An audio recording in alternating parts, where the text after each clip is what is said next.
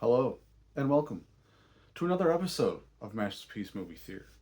Today we're going to be discussing the 1993 underground gem called Airborne. Now, here's a cover for it. You can read the writing that they have on it. None of it, the marketing on this part doesn't really seem to make sense. And in fact, really, the name of the movie doesn't always make sense because it would give rise to the idea that they're literally doing stuff in the air when there are very little parts where they actually go airborne on, as you see, rollerblades, or which is a huge part of the movie. So let's get into the cast and crew.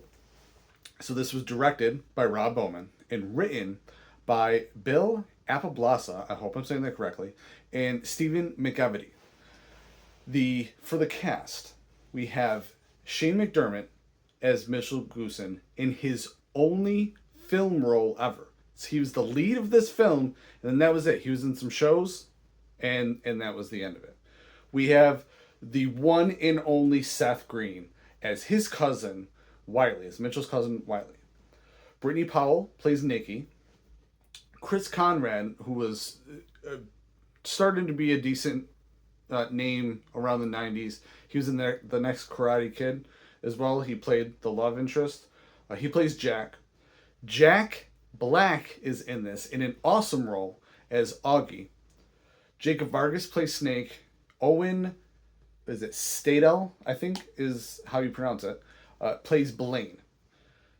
There's also like a lot of a supporting cast. Wiley's parents, who you've seen in tons of stuff. The sidekicks for Blaine, even more of the other hockey buddies that are friends of Jack and Augie, like the twins. There's a lot of them, but they're not as important as this main meat and potatoes part of the cast.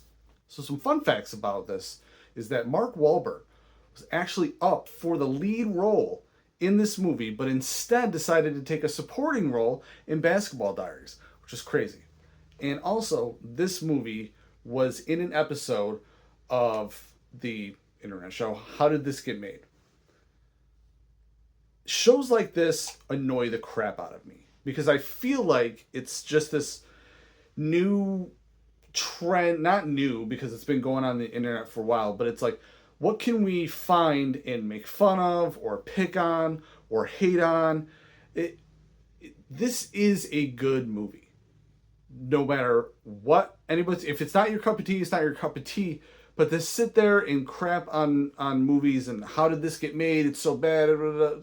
No, this is a fun movie that you sit, you turn your brain off, you watch it, you enjoy it. All right. There's no need to crap on movies that are made unless it was something that's directed by Yul Ball, because that guy is just awful. Now this is your spoiler alert. Unfortunately, Airborne is not streaming anywhere for free. So, unless you want to order a copy of the DVD online, you can, I'm sure, just pay for it to either rent or buy on whatever you have. If you have Apple or Amazon, or even possibly just even through like Xbox, maybe PlayStation. I don't know, PlayStation, I don't know how it works. But go ahead and do that. Check that out. And if you can, go and watch the movie. If you know it well, stick with me because we're going to get to it. So the movie starts off in California with Mitchell and an unnamed friend. And they're on their rollerblades. They leave someone's house. They go down to the beach. It shows them surfing. They're having a nice teenager California day. And then he gets home and his parents, who are zoologists, tell him that they just got a grant for Australia, and he is super stoked. He can't wait. He's like, Australia, that's the best place in the world to surf.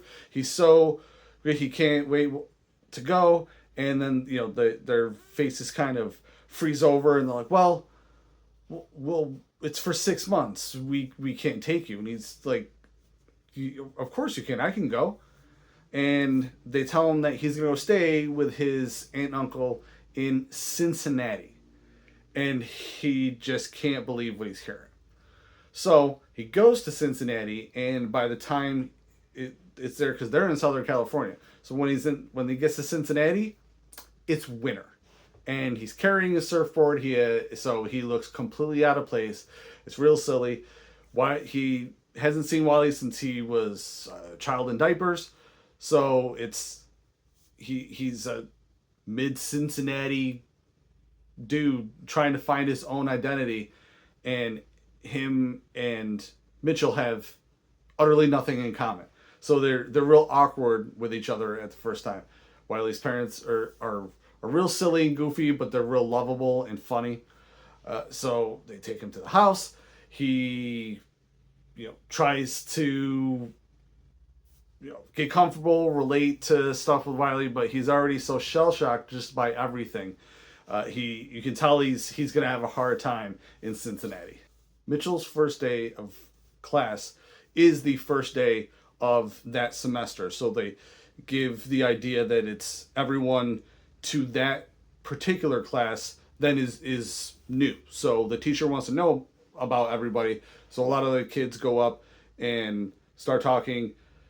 It's a bunch of quick fire little scenes of people talking. Augie is real funny. Augie is Jack Black, of course, so he's real. He's he's quick to make fun of Mitchell, but when he's standing up there, he doesn't know what to say or do any of that. So they go through everybody, and finally they get to Mitchell, and he's just talking about loving skating and surfing, and he just likes a real chill, relaxed lifestyle, and they just rip on him and start making fun of him. Augie gets up there, yells in his face, tells him his entire attitude is crap. Jack is crapping on him, telling him he doesn't know anything. They play hockey there. If he knows how to skate, can he play hockey?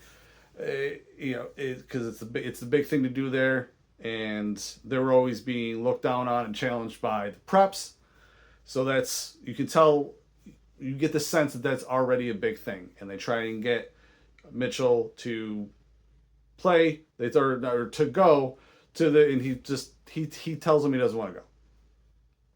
So then in the hallway, when Mitchell is talking to Jack's girlfriend and her friend, and Wiley's standing by, that Jack and Augie come up, but then that's when the hockey playing the Twins show up, run up, and two of their guys just got caught doing something bad by the principal. So they're out of the game. They're going to be doing detention forever. So they tell Wiley that he has to play. So to support him, Mitchell goes along with him.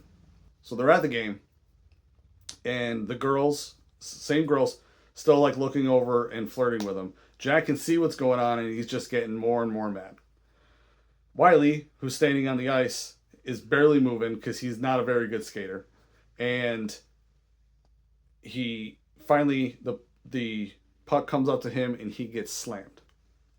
And just before that, Mitchell is talking to a girl he meets. She seems really nice, and that's the only girl he wants to talk to. He tells her about how he came from California, and he doesn't like all these guys. Everyone's already harsh, but he doesn't believe in fighting. And why he doesn't believe in fighting, because he used to know a guy that would fight over waves, and if anyone got near his wave, he'd freak out. He'd fight him. He would lose his mind about it. And one day when he went to go tell a kid, when the surfer went to go tell a kid to get off of his wave, he got too close. The board hit him, and he's got a huge cut now on his head. So she, asked what happened to the kid. He says he doesn't know. And she's like, well, what happened to the surfer? He says he's living in Cincinnati. So he used to have a terrible attitude, and he learned how to chill and enjoy rollerblading, surfing, and just relaxing. And he's worried that the girls flirting with him are going to get him killed. So Wiley gets hit, and he goes out to the ice to help him. So then they make Mitchell put on skates and go. But he doesn't watch hockey. He doesn't know anything about hockey. He doesn't. So he's skating around. The game starts back up. It's tied 2-2, and whoever gets the 3 first wins. And he gets the puck. He turns. He does a perfect slap shot, except he scores on Augie and scores on his own team. So he wins the games for the prep, loses it for his own team. Augie's yelling at him. Jack drops all of his pads and he skates at him. And the scene is really cool, the way how fast Jack comes at him, and he just plows into him in a perfect tackle on the ice. And he just drops him super, super hard. Really good shot, the way they pull that out. And you can tell he kind of has like a little bit of a head injury. He's kind of concussed, and he just kind of sees a bunch of stuff. He kind of goes into a dream, and they give you the idea that he lays there for a while because Wiley, who is now better after getting nailed himself, wakes him up on the ice, and they get up. And the next day, Wiley doesn't even want to walk in the school. He doesn't even want to show his face, right? And Mitchell keeps telling him, it's fine. Everything's going to be fine. No one's going to care. It's just a game.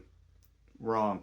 Wrong. Totally wrong. So he they walk in the school, and there's Augie. He pats him on the shoulder. He says, hey man, sorry about yesterday. And Mitchell, points to Augie. He says, see, everything's fine. And Mitchell is wrong. For the next few weeks, they are relentlessly harassed in a montage of insane things that they do to them. They fill the lockers with sand. They put glue on the padlock for the combination locker, and even right in front of it, so his shoes get stuck. They're cutting their chairs so when they sit down they fall. Just all this. They steal Mitchell's clothes when he's showering after gym. He's in the bathroom, and it's where I've never seen it like that, but they have the toilet paper hangs up here, like in front of you, and that they walk up and they pour water on all of the toilet papers as Mitchell is sitting in there in the bed. It's just relentless harassment to both of them, to Wiley and to Mitchell. Obviously more to Mitchell than is done to Wiley, but it's still done to Wiley as well. In the meantime, he begins to really fall for Nikki. She brings him to her favorite place, a bunch of plants, and he was out rollerblading. He runs into her. She brings him to this really cool place, tons of plants. He ends up rollerblading around it. He gets in a little bit of trouble. He asks her out to dinner. He's supposed to hang out with Wiley that night. They decide to do a double date. She brings her friend Gloria, who sees Wiley and just doesn't want. She's immediately like, oh, here's this little short guy with red hair, and freaks out. She doesn't want to like really deal with him, talk to him, but obviously Mitchell and Nikki are really into each other. So they go out. They're walking by the water. They share a kiss, and Gloria and Wiley. He tries to kiss her. She starts coughing, and she just wants to go to dinner and kind of get the night over with. So they go to this pizza place.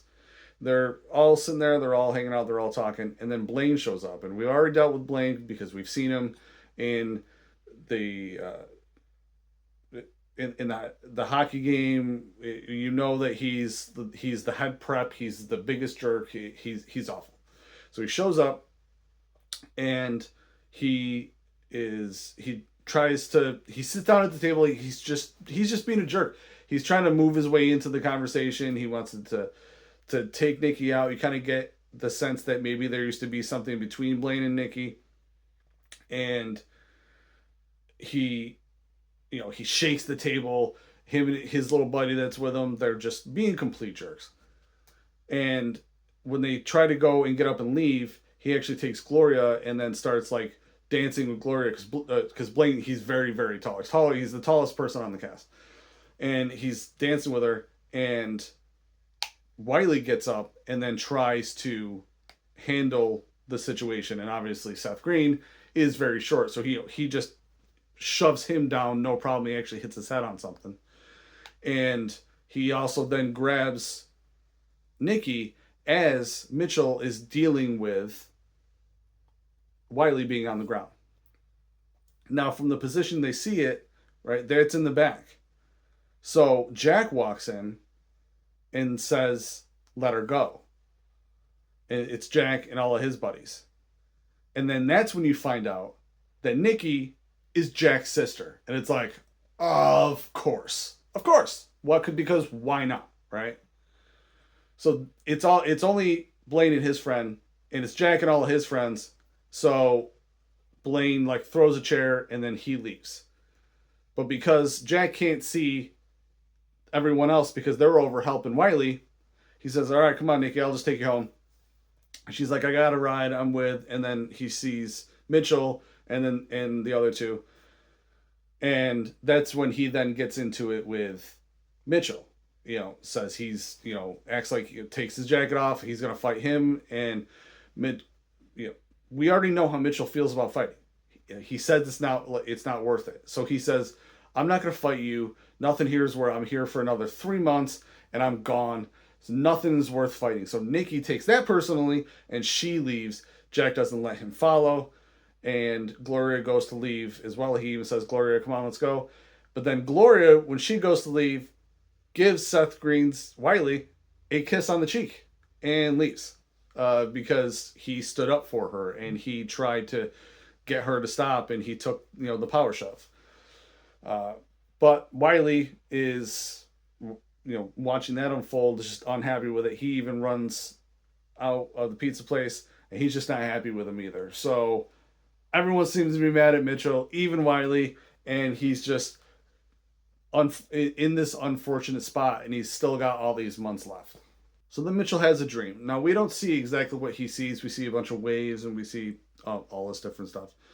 But he wakes Wiley up, and he tells him that about the shark that was talking to him in this dream, and he's speaking. The shark starts talking to him, speaking Spanish, and tells him something that makes Mitchell realize what he has to do in order to win everything, to win everyone over, and even without compromising how he feels, without fighting. That he can win everyone over. He can go against everyone he needs to and not fight, and he realizes it. So he shows up at a street hockey game where it's the preps and then everyone from the public school, everyone that he goes to school with. And he shows up on his rollerblades, tries talking to Nikki. She won't talk to him. Wiley will barely even talk to him. And he asks if he can play. Augie says, "Let him play. What's the worst that happens to him? He gets nailed." So they let him play. So Jack tells one of the players to get off. Mitchell comes in. He gets the ball. He goes around, because they have their little, it's just the little street hockey ball. And he's like, and he gets the ball, but he gets it and he goes back, and everyone's just standing around because they don't want to help him. They want him to get nailed. But Mitchell is a really, really good skater, especially on rollerblades. So he takes off and he's just dancing around guys, handling the ball, and goes around, boom, scores like it's nothing. And even Augie's like, "Okay, that was pretty good." He's just standing there in the goal, like, "Oh, that was pretty good." So they line back up to go, and Blaine drops his stick and goes right at Mitchell, tackles him, and knocks him into barrels and everything. So Mitchell gets up, takes his helmet off, and he's pissed. He's got his lip is bleeding a little bit, and he's mad. You can tell he wants to hit him. So Blaine's like, "Come on," because Blaine knows he doesn't want to hit him either. He's like, "Come on, let's go. And this is where you see a cool shift in the dynamic, because they've been picking on Mitchell since he showed up, and yet when he's standing there face to face with Blaine, they're like, get him, Mitchell." And even Augie goes, "Come on, Mitchell, get him. We're right here." As in, like, you hit him and this flies off and we will back you up. That's how much they hate these guys. It's a real cool part in the movie that you really see a good shift right there. But he won't do it. He does not want to compromise who he is. He does not want to go back to being who he used to be. He doesn't want to be dangerous and hurt people. So he skates off. And he skates over to Wiley. And Wiley says, why weren't you doing anything? But all of a sudden this smile overtakes him. And he's like, hello, are you all right? What's going on? And they line back up to skate. He's still standing outside, and he just kind of like skates over, and he pulls Blaine's pants down, and his butt is hanging out, and it's hilarious. So he's completely embarrassed. Everyone's laughing at him, and Blaine's reaction just keeps making it funnier. Even his teammates are laughing at him before he says, "Go get him." So he again then outskates everybody. Even talks to Nikki on his way out because he's so good at outskating them.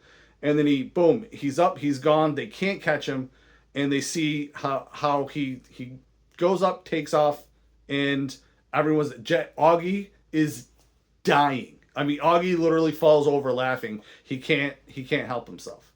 Jack standing there, he's still unimpressed. He waves to Nikki. Nikki waves back. You see Jack see him wave, looks back, and he's just got this mad look on his face. Jack just still remains unimpressed. So then we're not sure if it's later that day or the next day, but Snake, Augie, the twins, and one other guy show up at Wiley's house. Wiley lets them in. They even talk to the parents. The parents leave, and then Mitchell walks out. And they kind of stare at him for a second. And then they smile, they pat him, they pick him up. The twins have got, they're all picking him up. They got him on their shoulders. They're hoisting up. And Augie apologizes for having them all wrong and misunderstanding them, and they really appreciate that they knocked the preps down a peg, but because of what happened at that, they have now challenged them to a rollerblade race. And Wiley asks where it is, and one of the twins answers that it's on Devil's Backbone. And Wiley literally starts choking on his spit. And Mitchell asks, "What's Devil's Backbone?" And Seth Green's reaction is maybe one of the best lines in the entire movie, where he says, he's like, "Oh, the most dangerous hill in all of Cincinnati." He's like, "The last guy who tried to walk down it just forgot who he was. I've seen him. He's all messed up." And like the way Seth delivers it is hilarious. And then they elaborate. It's a bunch of hills. It's a whole path, a whole course. So, they say, well, we'd have a better chance if we had you with us. So you don't see him answer. You just see the next day, and the two teams line up. It's Mitchell and Snake and Augie and everyone that's there. Even Wiley shows up. And then there's all the preps. Jack rolls up, and he sees Mitchell, rolls up, just looks at him, stares at him. It just stares at him. And then, gets ready to race. And Blaine yells out, "The only rule is there are no rules. 3 people across the line, and your team wins." And then a classmate yells out, "Go!" And boom, they are all going down the hill. Everyone, full speed as much as they can. And all the racers set out pretty quick. It's Snake is out front with 2 preps behind him. There's a good amount of space, and then there's Jack and Blaine, and then there's a good amount of space, and it's pretty much everybody else. The twins, Augie, Mitchell, and a ton of preps. Wiley, and then Blaine's little buddy. They both kind of get tripped up early in the beginning.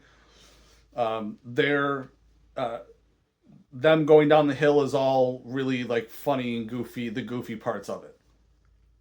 A bunch of people keep trying to attack Mitchell because they know he's good, so they're trying to trip him up there, and so he slows down, so a good amount of the guys keep going in front of him. Augie actually ends up saving him from the last dude that's up against him, and sacrifices himself to do it. He actually rolls down a hill and catches a tree in the junk because it's Jack Black. Why not? So that's how it stays for the rest of the time. It's just them showing them weaving in and out of different insane turns, going around, building, really cool corner buildings. One guy runs into a moving car.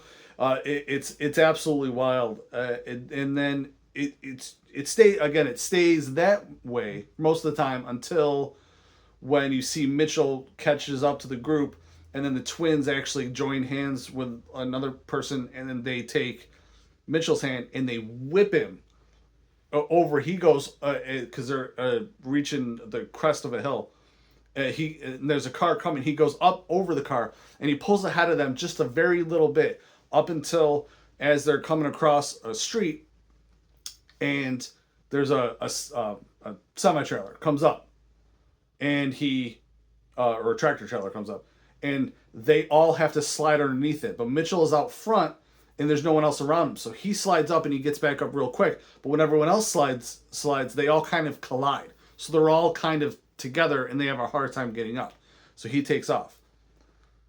Now, we're left with Snake is up front with the two guys. So they keep on managing to get together and push him off.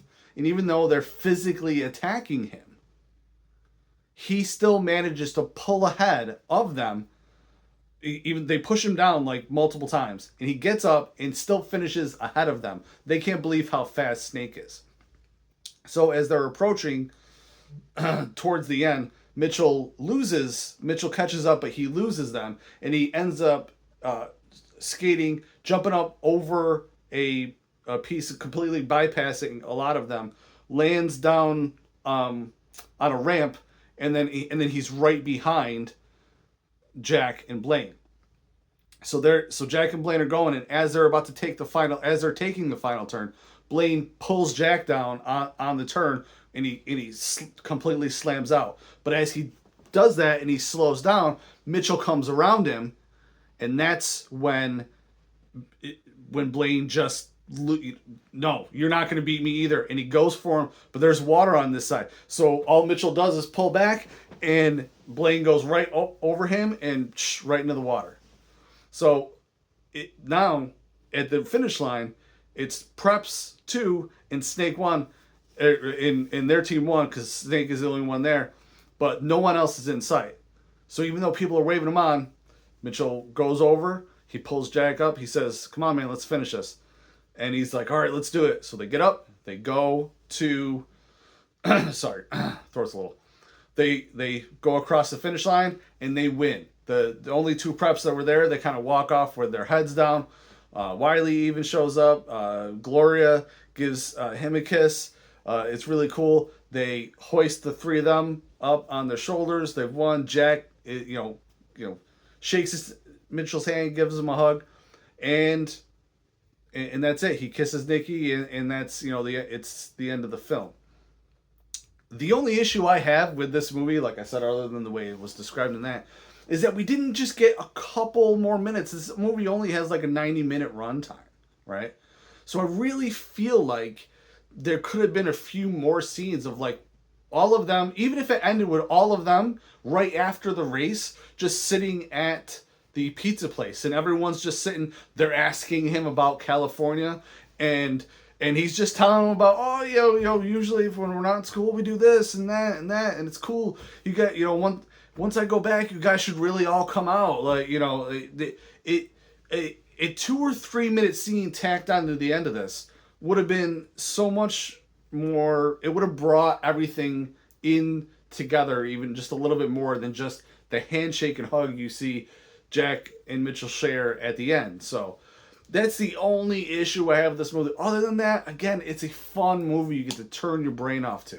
So go and check it out. And in 2 weeks, I want you to join me as we talk about the absolute banger of a classic, Little Monsters.